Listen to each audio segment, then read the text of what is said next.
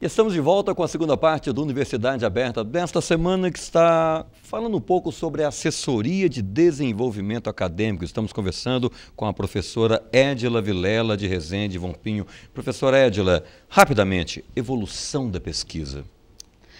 A pesquisa na UFLA ela tem algumas peculiaridades. Primeiro que nós temos um corpo docente muito qualificado. Eu acho que isso faz a grande diferença. Se a pesquisa avança a cada ano, e a gente percebe isso na nossa instituição, sem dúvida é por causa desse corpo docente que é realmente qualificado. Nós conseguimos captar nos anos de 2009, agora repetiu em 2010, por ano, 40 milhões de reais em pesquisa. Isso é um valor considerável. E lógico que quando a gente consegue captar esse recurso é porque a pessoa que está requerendo e pleiteando esse recurso tem qualificação.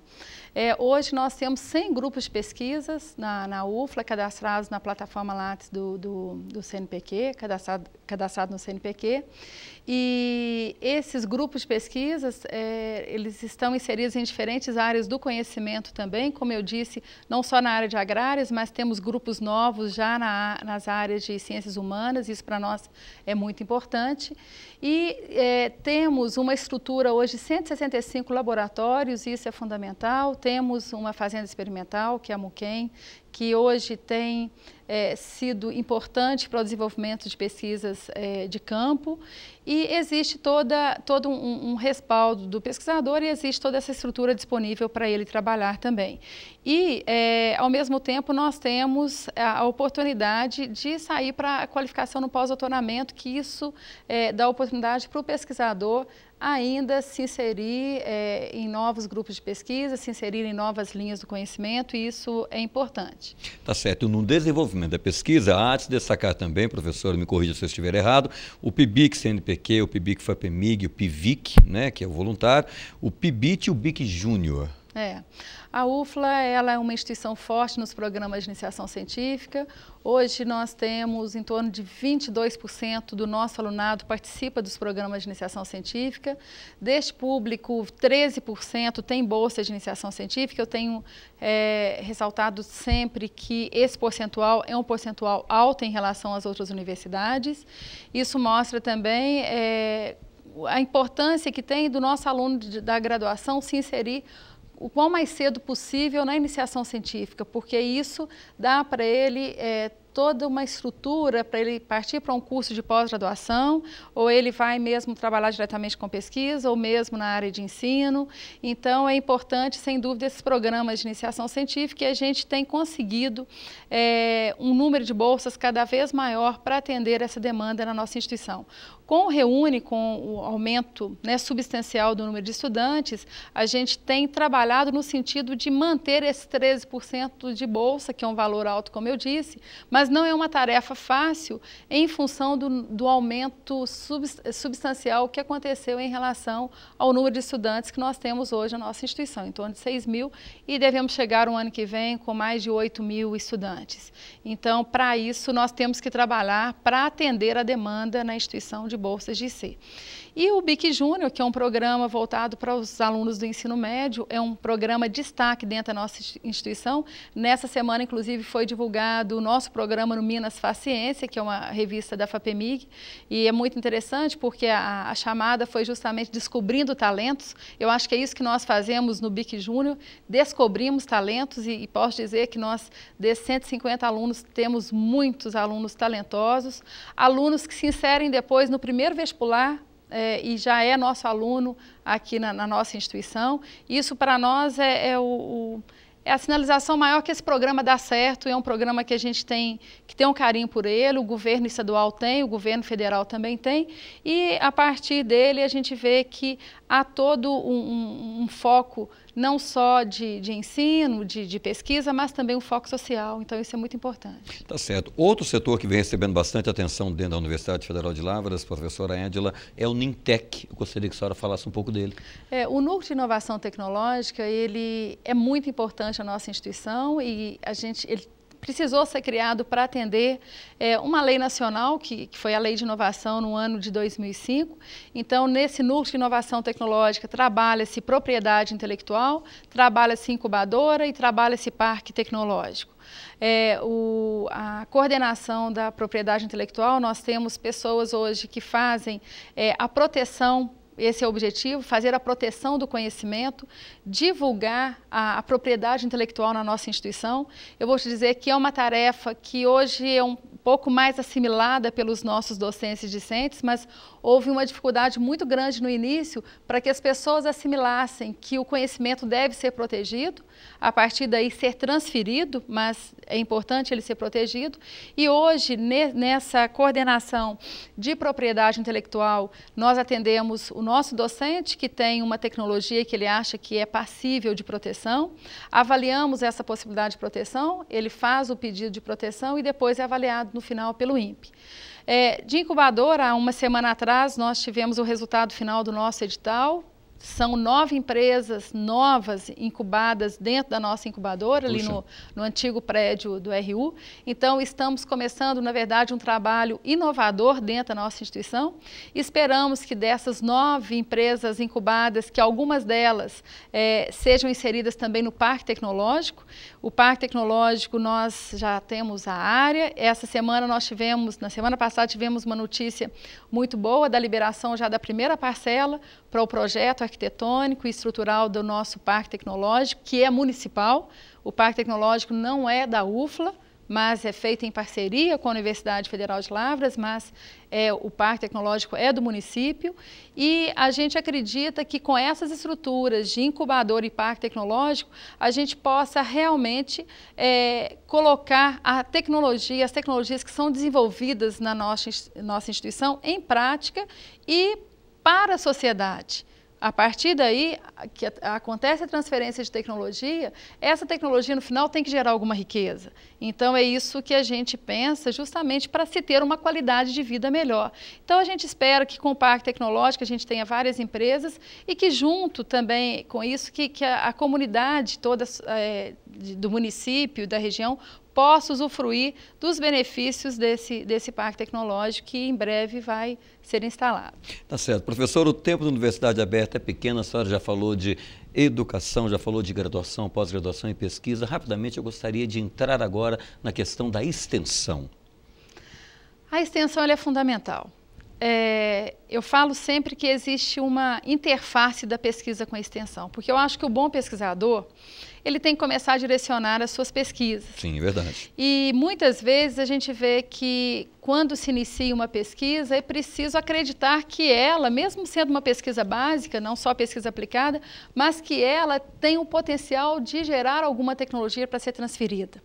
Porque se nós geramos tecnologia, mas não conseguimos transferir, e isso é feito por meio da extensão, é como se a gente tivesse parado um trabalho no meio, se a gente tivesse gasto algum recurso, sem que a sociedade que nos financia acabe usufruindo disso. Porque eu falo que, por direito, a sociedade tem direito a essas tecnologias que são geradas, porque é a sociedade que nos financia. Receber esse conhecimento, isso, quem financia a nossa pesquisa? É verdade. A gente tem que pensar que no dia a dia nós recebemos esse aporte da própria sociedade. Então, temos que retornar isso aí para a sociedade. E o trabalho da extensão é fundamental para a transferência dessa tecnologia. Então, na UFLA, a gente observa que a extensão ela tem crescido substancialmente, tem sido feito um trabalho muito bom pelo professor Magno, que é o pró-reitor de extensão hoje. Eu vejo que ele tem uma preocupação muito grande justamente dessa interação da comunidade universitária com a nossa comunidade, com a comunidade da nossa região. Então, tem sido desenvolvidos e realizados dias de campo para trazer o nosso agricultor, o nosso produtor para dentro da nossa universidade, para ver o que ele pode assimilar das tecnologias que nós já desenvolvemos e, ao mesmo tempo, nós vamos até aos produtores para saber qual é a demanda dele. Então, a partir das demandas, nós vamos trabalhar isso. E alguns programas também de rádio e TV que hoje são direcionados para atender a demanda desses agricultores. Então, na verdade, a pesquisa sem extensão, ela não existe. Porque o problema que nós enfrentamos dentro da nossa universidade, que nós enfrentamos no Estado, é um problema mundial. Hoje, a gente observa que o Brasil, ele é um país que se destaca hoje em relação à publicação de artigos científicos, mas ainda somos muito ruins em transferência de tecnologia. Uma ação importante que eu vejo da extensão e que está sendo realizada com foco muito grande para isso, é justamente a interação do setor público e privado. Eu vejo o trabalho que tem sido feito de inserir os alunos da graduação no setor privado, porque o setor privado precisa reconhecer que é importante, que o trabalho que é desenvolvido nas universidades também é muito importante e que o setor privado precisa, de alguma forma, investir nas nossas universidades também, nas nossas pesquisas. Porque um ponto de gargalo que se tem hoje no Brasil é que esses recursos, eu comentei com você, de 40 milhões de reais... 40 milhões de recursos. Por ano que chega na nossa universidade, a maioria vem do setor público. Isso é muito diferente de outros países que transferem tecnologia, onde você tem um grande investimento do setor privado. Então, essa é uma cultura que nós não conseguimos implantar ainda no Brasil, mas eu vejo que isso está sendo feito na UFLA por meio desses convênios que são realizados com o setor privado. O que a gente observa é que a cada ano que passa, esses convênios com o setor privado, essa parceria é fundamental.